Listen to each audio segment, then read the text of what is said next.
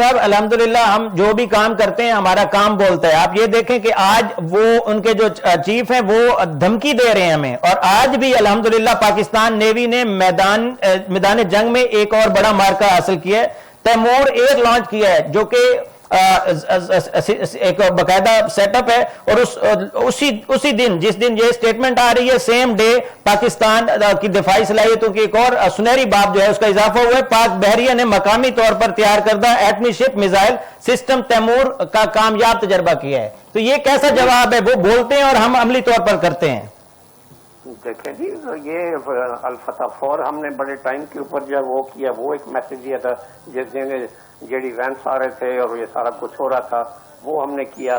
آج ہم نے یہ کیا ہے, اور یہ جو تیمور جو لیٹسٹ جو ہم نے ٹیسٹ کیا ہے اس کی رینج یہ ہے کہ ابھی کوئی کونا کوئی شپ ان کا کوئی ایسا نہیں ہے جو ان کے رینج سے باہر ہو. وہ سب ان کے نشانے کے اوپر ہیں اور وہ ٹارگیٹڈ ہیں, اور اب تو یہ انتہا سے زیادہ یہ ولنریبل ہو گئے ہیں. تو یہ ایک میسیجنگ ہی ہوتی ہے جو ان کو سمجھانی پڑتی ہے کہ ہوش کے ناخن لو. اور وہ برگیڈیئر صاحب کہتے ہیں نا سمجھداروں کے لیے اشارہ کافی ہے, لیکن یہ سمجھدار بھی تو نہیں ہے نا. اصل میں ہمارا مسئلہ یہ بھی ہے کہ ہمارا جو دشمن ہے وہ بزدل بھی ہے اور ناسمجھ بھی ہے, اور عقل اس میں ہے ہی نہیں. جی بالکل, ہر چیز ان میں ہے, اور بھوسا بھرا ہوا ہے یا کیا ہے, جنونی قسم کے لوگ ہیں, گاؤں موسر والے یہ لوگ ہیں. تو کیا یہ وہ ایک ٹی وی پہ بیٹھے تھے نا, تو دنیش گوتم ان کے اینکر ہیں ٹی وی 9 پہ, میں بیٹھا ہوا تھا ایز اینالسٹ. تو میں نے کہا یار یہ کیا سوچ ہے آپ لوگوں کی کہ یہ آپ گاؤں موتر پی کے بھی کہتے ہو کہ یہ بڑا ہم نے کارنامہ سر انجام دیا ہے. خود تو خدا کا خوف کرو, کوئی شرم کرو. کہتے ہیں وہ بڑی پاورفل چیز ہوتی ہے, ہم اس لیے استعمال کرتے ہیں. پھر وہ پاورفل لے کے وہ ٹانک کے لیے استعمال کرتے رہے, اور بدبودار قسم کے یہ لوگ ہیں. تو ابھی ان کے ساتھ کیا آپ یہ کہیں گے؟ دنیا نے بھی ابھی ان کا اگلی فیس یہ دیکھ لیا ہے, اور اب ان کا نیریٹو کہیں یہ بک نہیں رہا, کوئی ان کو گھاس نہیں ڈال رہا. وہ صرف اب اسرائیل ہے, اسی کے ساتھ یہ خوش رہیں. یہ اسرائیل گھاس ڈال رہا تھا, اس کو ایران نے گھاس ڈالنے جوگا رکھا نہیں ہے. ایران نے تو مطلب ہے کہ آپ یہ دیکھیں کہ وہ یہ کیا ان کے ساتھ یہ کرے گا جو ان کے ساتھ انہوں نے تخریب کاری کی اور پیٹھ پہ یہ چھوڑا یہ گھونپا ہے. اسٹریٹجک پارٹنر اور ڈیفینس پارٹنر تھے اس کے. تو وہ تو اب ایران نے ان کو صحیح معنوں میں جو ہے یہ پہچانا ہے, اور اب ان کو جو ہے یہ جواب دینا شروع کیا. اور آپ یہ دیکھیں گے کہ آئندہ جو ہے یہ ان کی جو تھی وہ ساری کہ جی ہم نے تو ابھی پاکستان کو یہ گھیر دیا, اور ہم ایران میں بیٹھے ہیں, تو ہم افغانستان میں ہی بیٹھے ہیں, تو ہم گلف اسٹیٹس میں بھی یہ بیٹھ گئے ہیں. ہر طرف سے ان کو آئسولیشن کے شکار ہو گئے ہیں, اور ان کو ابھی جگہ نہیں مل رہی, اور آئندہ جو ہے ان کو بالکل جگہ نہیں ملے گی. یہ پھر بھیک مانگے گے پاکستان سے کہ ہمیں بچاؤ اور ہمیں بھی اپنے ساتھ لو. بالکل ایسا ہی ہے برگیڈیئر صاحب, یہ احمق لوگ ہیں اور ان کی سوچ جو ہے وہ احمقانہ ہی ہے. لیکن ہم کو دوبارہ واپس آتے ہیں پاکستان کے اس عمل کی طرف جو کہ پوری دنیا کا مرکز بنا ہوا ہے. آج پھر انشاءاللہ ایک کوشش شروع کی جا رہی ہے قیام امن کے لیے.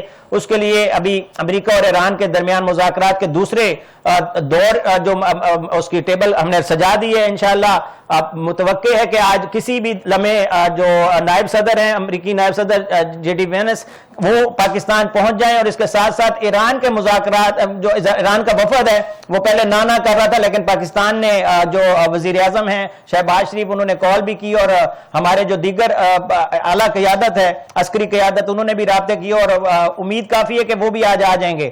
تو ایک دوبارہ سے پاکستان جو ہے وہ انشاءاللہ مرکز بننے لگا ہے مذاکرات کا. اس کو آپ کیسے دیکھتے ہیں, اور آج انشاءاللہ اگر بریک تھرو ہو جاتا ہے تو یہ کتنی بڑی کامیابی ہے؟ جی محفل سج چکی ہے, ہر چیز ٹون اپ ہو چکی ہے. اس کے لیے جس طریقے سے پاکستان نے سفارت کی ہے اس کی مثال نہیں ملتی. 3 دن کا سٹے ایران میں وہ ویسے نہیں تھا. انہوں نے تمام لیڈران کو, ملٹری کو, IRGC کو, پولیٹیکل لیڈرشپ کو, جو دینی ان کے ہیں ان کے ساتھ وہ کیا. پھر جو اتنی لمبی چوڑی ٹرمپ کے ساتھ فیلڈ مارشل نے یہ بات کی, جو یہ دورہ پرائم منسٹر نے جو مڈل ایسٹ میں کیا, تو یہ تمام چیزیں جو ہے نا اس محفل کو سجانے کے لیے یہ کی گئیں.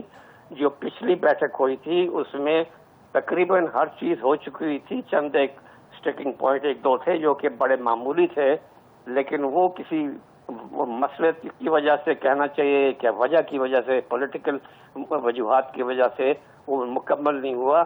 اب اس نے ہونا ہے.